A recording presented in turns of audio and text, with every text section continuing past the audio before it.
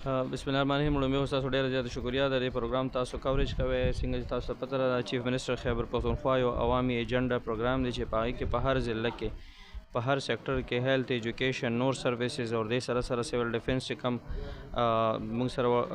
دغه دي سیکټرز دي هغې کې موږ مختلف اکټیویټیز هغې کې یوث انګیجمنټ اکټیویټیز دي دا هغې په تسلسل کې یو کړي ده. تاسو خبرې له زه راځم څنګه چې تاسو پته ده موږ سره مختلف ادارې دي په دې ټایم کې سروسز لحاظ سره 1122 تاسو پته را اوس چې کوم د یو پروینشل ګورنمنټ یو اداره او ډېره یو سکسسفل او کامیاب اداره ده. دې نه مخکې چې څونه اکټیویټیز یا ریسپونسز به موسټلی دا به سیول ډیفنس کول او واقعي چې سیول ډیفنس د خپل وخت یو ډېره درنه اداره 1982 نه چې سٹارټ او اوس هم د دې چې کوم کردار دی په مختلف ایمرجنسي ریسپونسز کې چېرته ډوب شي خلک په